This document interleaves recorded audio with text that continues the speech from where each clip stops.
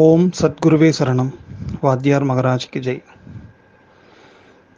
இந்த கால ரகசிய பதிவேட்டின் மூலமாக இன்று நாம் பார்க்கக்கூடிய விஷயம் மூச்சின் முக்கியத்துவங்கள்.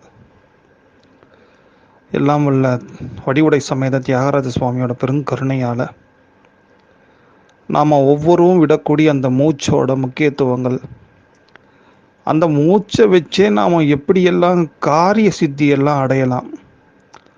அப்புறம் இந்த ஆக்சிஜன்ட்டு சொல்லக்கூடிய இந்த பிராணனோட சக்தியை எப்படி அதிகரிச்சுக்கலாம் உடம்புல. சில பிராணாயாமத்தை எந்தெந்த நிலையில் எப்படியெல்லாம் காயத்ரி மந்திரத்தோட அந்த பிராணாயாமத்தை பண்ணி அதன் மூலியம் பல பலன்களை அடையலாம் அப்படின்னு சத்குரு சுவாமிகள் சொல்லிய பல விஷயங்களையும் நாம் இன்னைக்கு பார்க்கலாம். முக்கியமாக நம்ம பார்க்க வேண்டிய ஒரு முதல் விஷயமே, ஒவ்வொருவருமே நித்தியப்படியே காலையில் எழுந்துட்டு பிறகு தான் நம்மளோட நித்திய கடமைகள் வேலைகள் எல்லாம் ஆரம்பிக்கிறோம் இல்லையா. அதில் சித்தர்கள் குறிப்பிடக்கூடிய விஷயம் என்னென்னா, நம்ம எழுந்துக்கும் போது நிச்சயமாக நம்ம மூச்சை கவனிச்சுட்டு தான் எழுந்துக்கணும். நிறைய விஷயங்கள் இருக்குது. எழுந்தவன் அந்த கரதரிசனம் பண்ணுறது, அப்புறம் பார்த்துட்டிங்கன்னா எழுந்துக்கிறதுக்கு முன்னாடி சில ஸ்லோகங்கள், சில மானசீகமான பூஜைகள் எல்லாம் பண்ணிட்டு எழுந்துக்கிறது, இப்படிலாம் நிறைய விஷயங்கள் உண்டு. அது ஒவ்வொருவருக்கும் ஒவ்வொரு மாதிரி இருக்கும் வச்சுங்களேன். அவங்க குருமுகாந்திரமாக தெரிஞ்சுட்டு பண்ணுங்க. ஆனால் ஒரு விஷயத்தை நிச்சயமாக பண்ணணும். அதாவது என்னென்னா, முதல்ல நம்ம எழுந்துக்கும் போதே நம்ம மூச்சை கவனிக்கணும். எந்த நாடியில் சுவாசம் போகுது, அதாவது வலது பக்கமாக மூச்சு காற்று போதா இல்லை இடது நாசி வழியாக மூச்சு போதா, அதை கவனிக்கணும். அப்படி போகிறச்சே நிச்சயமாக கொஞ்ச நேரமாவது எழுந்த உடனே அடித்து பிடிச்சிட்டு பரபரன்னு டைம் ஆகிடுத்தேன்ட்டு எழுந்துக்காமல், இப்போ வலது நாசியில் மூச்சு போகும்போது எழுந்துக்கிறதுக்கு ஒரு காரணம் ஒன்று உண்டு. ஏன்னா ஒவ்வொரு கிழமைக்கும் ஒவ்வொரு நாசியில் தான் மூச்சு போனோம். பட் ஆனால் காலையிலேயே நாம் எதுக்கு வலது நாசியில் போகிற மாதிரி பார்த்துட்டு எழுந்துக்கணும் அப்படின்னா, முதல் வேலையாக நம்ம குடல் சுத்தி நிச்சயமாக நல்லபடியாக இருக்கும் இந்த சூரிய நாடியில் மூச்சு போயிட்டு இருக்கிறச்சு. அதுக்கப்புறம் இயற்கையாகவே அது மாறிடும். எந்தெந்த மணி நேரங்களில் எவ்வளோ எப்படி மாறணுமோ வலது நாசிலையும் இடது நாசிலையும் மாறி மாறி அது மூச்சு காற்று போயிட்டு இருக்கும் வச்சுங்களேன். அதை குறிச்சுண்டு இன்னைக்கு என்னெல்லாம் நமக்கு நடக்க போகுதுன்ற விஷயத்தையும் நாம் தெரிஞ்சுக்கலாம். அப்படி ஒரு சில விஷயங்கள் ரகசியங்களும் உண்டு. ஆனால் முதல்ல நம்ம எழுந்துக்கும் போது மூச்சை முதல்ல கவனிக்கணும். அது இடது பக்கம் போயிட்டு இருந்தால் அதை லேசாக இடது கை பக்கமாக சாஞ்சி படுத்திருக்கும் போதே முழிச்சிருக்கும் போதே பண்ணுங்க, ஒன்றும் தப்பு இல்லை. இடது கை பக்கமாக சாஞ்சி கொஞ்ச நேரம் படுத்துட்டு இருந்தீங்கன்னா நிச்சயமாக வலது நாசியில் மூக்குல இந்த காற்று வாசின்னு சொல்லக்கூடிய அந்த காற்று போக ஆரம்பிச்சிடும். போன பிறகு எழுந்துக்கும் போது மூச்சை உள்ளே இழுத்துண்டு எழுந்திருக்கணும் அப்படின்ற ஒரு விஷயத்தையும் சித்தர்கள் சொல்கிறாங்க. எழுந்துக்கும் போதே மூச்சை நல்லா உள்ளே இழுத்துண்டு அதுக்கப்புறம் பொறுமையாக எழுந்து, அதுக்கப்புறம் உங்களோட நித்திய அந்த கரதரிசனம், அப்புறம் என்னெல்லாம் ஸ்லோகங்கள் துதிகள் எல்லாம் இருக்குது, பூமாதேவியை வணங்குறது, இப்படி நிறைய விஷயங்கள் உண்டு. ஏன்னா நம்ம ஒரு இயந்திர கதியாக வாழ்கிறதுனால ஏனோ தானோன்ட்டு தான் பொதுவாக வாழக்கூடிய ஒரு நிலை, ஒரு அவலம் ஏற்பட்டு விட்டது. அதுக்கு காரணம் என்ன பார்த்துட்டிங்கன்னா, ஒரு போட்டின்ட்டு கூட சொல்லலாம். மற்றவங்களை கம்பேர் பண்ணியே வாழக்கூடிய ஒரு நிலைமை இன்னைக்கு எல்லாருக்கும் உண்டாயிடுது.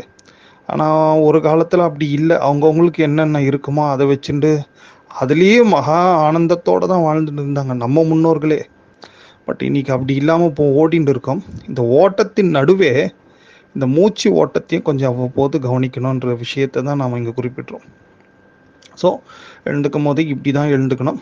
அதுக்கப்புறம் நீங்கள் பார்த்துட்டிங்கன்னா இந்த மூச்சை வச்சு என்னென்னலாம் பண்ணலாம் அப்படி பார்த்தாச்சுன்னா, நீங்கள் உங்கள் நித்திய கடன் எல்லாத்தையும் முடிச்சுண்டு உங்களோட வழக்கங்கள் என்னவோ அதன்படி திருநீரோ திருநாமமோ சந்தனம் குங்குமம் ஏதாவது குளிச்சு நல்லா இட்டுண்டு, அதுக்கப்புறம் நிச்சயமாக நீங்கள் பூஜை எல்லாம் பண்ணுறதுக்கு முன்னாடி கூட இந்த பிராணாயாமம் பண்ணலாம். இதுக்கு என்ன ஒரு விஷயம் நீங்கள் பாருங்களேன், பொதுவாகவே சங்கல்பன்ட்டு ஒன்று பண்ணுவாங்க. இந்த நீங்கள் ஏதேனும் ஒரு பூஜை பண்ணிங்கன்னா ஐயர் உட்காந்துட்டு சங்கல்பம் பண்ணுவார் பாருங்க. அப்போ சங்கல்பம் பண்ணுறச்சே ஓம் பூ ஸ்வஹான்ட்டு சொல்கிறச்சே அந்த மூச்சை பிராண சுத்தி பண்ணுவாங்க, நாடி சுத்தி பண்ணிட்டு தான் அதுக்கப்புறம் பண்ணுவாங்க. அந்த பிள்ளையார் கொட்டு, அப்புறம் அந்த கைகளை வலது கையை இடது கை மேலே வச்சுட்டு சங்கல்பம் பண்ணுறது இதெல்லாம். ஸோ அதுக்கே பாருங்க, அந்த சங்கல்பம் கூட சித்தி அடைகிறதுக்கு இந்த மூச்சை வந்து காயத்ரி சொல்லி இழுத்து நிறுத்தி விடுவாங்க. இதெல்லாம் பழமையாக இருக்கக்கூடிய ஒரு விஷயங்கள் தான். இதெல்லாம் நம்ம யோசிக்கணும் ஏன் பண்ணுறாங்க அப்படின்ட்டு. ஸோ அப்போ நம்ம நித்தியபடி நம்ம காரியங்கள் எல்லாம் ஆரம்பிக்கிறச்சே இந்த மாதிரி ஒரு 24 முறை மூச்சை இழுத்து நல்லா நிறுத்தி அதுக்கப்புறம் விட்டுடணும். இதுதான் ஒரு முறை. இப்படி 24 முறை நிதானமாக ஏகாந்தமாக நீங்கள் அதை பண்ணுறச்சே பலவிதமான அனுபூதிகள் ஏற்படும் அப்படின்றாரு. சரி, இதில் என்னப்பா ஏதாவது இப்போ பொதுவாக வாசி, நாடி சுத்தி, இப்படி பல பேர்கள் இதுக்கு உண்டு. அதாவது நாடி சுத்திக்கு ஏன் நாடி சுத்தி? நம்ம மூச்சை இழுத்து விடுறோம், இது மூச்சு தானே சுத்தி ஆகணும், இது நாடி நரம்புகள்லாம் எப்படி சுத்தமாகும் அப்படின்ட்டு யோசிக்கிறீங்களா? இந்த 72,000 நாடி நரம்புகளால் கட்டப்பட்டது தான் நம்ம உடம்பு. இந்த மூச்சு வந்து நம்ம எந்த அளவுக்கு இழுத்தி நல்லா ஆனந்தமாக உள்ளே நிறுத்துகிறோமோ, எவ்வளோக்கு எவ்வளோ அந்த மாதிரி பழக்கத்தில் கொண்டு வரணுமே காண்டி ரொம்ப சிரமப்பட்டு பண்ணக்கூடாது. எடுத்தவொடனே அப்படி பழக்கத்தில் கொண்டு வந்து நிறுத்தி விடுறோமோ, மெலிசாக மெதுவாக விடுறோமோ, இதனால் என்ன கிடைக்குதுன்னா இந்த 72,000 நாடி நரம்புகள் இருக்குது பாருங்களேன், அது நித்தியபடியே துடிச்சுட்டு தான் இருக்கும்.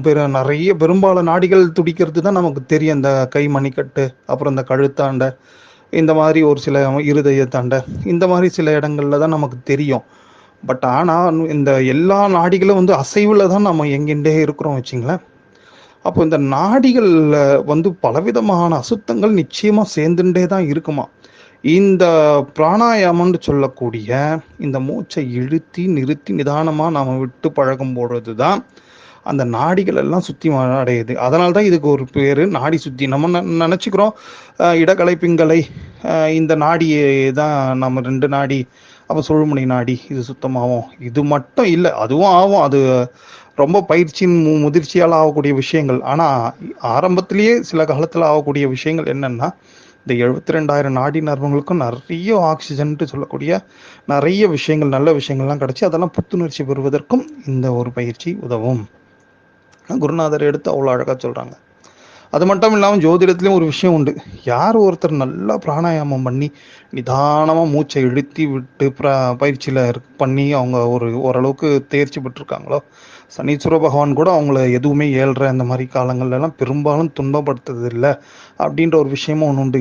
அதுக்கு என்னவா சம்பந்தம்னா, இந்த மூச்சை நல்லா கவனித்து அதோட காரியங்கள் எல்லாம், அந்த மூச்சின் படி காரியங்கள் எல்லாம் யார் ஒருத்தர் அமைச்சிக்கிறாங்களோ பெரும்பாலும் நிறைய பிரச்சனைகள்லேருந்து ஈஸியாக தப்பிச்சுக்குவாங்க. எப்படி என்ன காரியம் அப்படி பார்த்துட்டிங்கன்னா, பொதுவாகவே வலது நாசியில் மூச்சு போகும்போது என்னென்னலாம் செய்யணுன்ட்டு ஒரு லிஸ்ட் இருக்குது.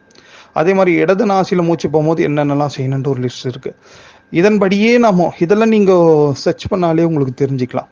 இதன்படியே நம்ம அப்படி ஓரளவுக்கு எல்லா நேரமும் செய்ய முடியுமான்ட்டு தெரியல, பட் ஓரளவுக்கு நம்ம இதை ஃபாலோ பண்ணிட்டு வந்தோம்னா பெரும்பாலும் இந்த காரிய தடைகள் எதுவும் ஏற்படாமல் இருக்கும்.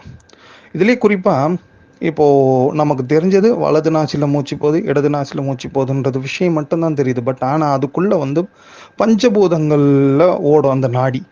அது எப்படி பார்த்துட்டிங்கன்னா, அந்த பிருத்திவி தத்துவம், ஜல தத்துவம், அக்னி தத்துவம், வாயு தத்துவம், அப்புறம் ஆகாய தத்துவம்ன்ட்டு ஒரு 5 தத்துவமாகவும் இந்த உள்ள ஓடுற அந்த மூச்சே ஒன்றும் இல்லை. அது மூச்சு அந்த தத்துவம் மீன்ஸ் அப்படி ஏதோ மாறப்போதா அப்படிலாம் கிடையாது. அந்த மூச்சோட அளவுகளை வச்சு சொல்கிறது தான் அந்த கணக்கு. அது இப்போ உதாரணத்துக்கு பார்த்துட்டிங்கன்னா, ஆகாய தத்துவம்னா மூக்குக்குள்ளேயே ஓடிட்டு இருக்கும். அப்படி அந்த மூச்சு ரொம்ப வேகமாக வர்ற மூச்சு அப்படி ஓடும். இந்த பிருத்திவி தத்துவம்னா கொஞ்சம் நீளம், அதுக்கப்புறம் கொஞ்சம் நீளம், அப்படி இந்த ஒவ்வொரு தத்துவமும் அப்படி மாறிகிட்டே வரும் வச்சுங்களேன். இதெல்லாம் மாறின போது இதுக்கும் இந்த காரிய சித்திக்கும் என்ன விஷயம் அப்படி பார்த்துட்டிங்கன்னா, அதுதான் ஒரு விஷயம், பெரிய விஷயம். என்னென்னா, இந்த வலது நாசியில் காற்று போகிறச்சே அதில் வந்து பஞ்சபூத தத்துவத்தில் பிருத்திவி தத்துவம்ன்ற ஒரு தத்துவம் இருக்கு இல்லையா, அந்த தத்துவத்தில் இருக்கும் போது தான் ஸ்ரீ ராமச்சந்திரமூர்த்தி என்ன பண்ணுவார்னா, அவரோட வாழ்க்கையை நீங்கள் பார்த்துட்டிங்கன்னா, ஒரு சொல், ஒரு இல், ஒரு வில்ன்ட்டு சொல்லுவாங்க பெரியவங்க. அந்த வில்லு இருக்கே, அந்த ராமபானம், அது எடுத்து விட்டார்னா அது கண்டிப்பாக வந்து அந்த இலக்கை அடிக்காமல் திரும்பவி வரவே வராது. அப்பேற்பட்ட ஒரு விசேஷமான ராமபானத்துக்கு அவ்வளோ ஒரு மதிப்பு மரியாதை ஒன்று உண்டு. அது பொதுவாக நம்ம எல்லாருக்கும் தெரிஞ்ச விஷயம் வச்சுங்களேன். அந்த சீதாராமச்சந்திரமூர்த்தி என்ன பண்ணுவார்னா, அவரோட வலது நாசியில் அந்த காற்று போகிறச்சே அதில் பிரிதிவி தத்துவத்தில் தான் அந்த ராமபானத்தை செலுத்துவாராம். அப்படின்ற ஒரு விஷயத்தையும் சத்குரு சுவாமிகள் நமக்கு ஒரு இடத்துல வந்து விளக்கி கொடுத்துருக்காங்க. ஸோ அப்போ பாருங்கள், இதுதான் அப்போ என்னன்னா, இந்த வலது நாசியில் இந்த பிரிதிவி தத்துவம் போகிறச்சே நம்ம ஏதாவது ஒரு காரியம் வெற்றியாக முடியணும்னும் போது அதை நம்ம கவனித்து அந்த நேரத்தில் அந்த தத்துவம்லாம் எப்படிப்பா கண்டுபிடிக்கும், அது நீங்கள் நிச்சயமாக அதுக்கு நிறைய முத்திரைகள்லாம் உண்டு.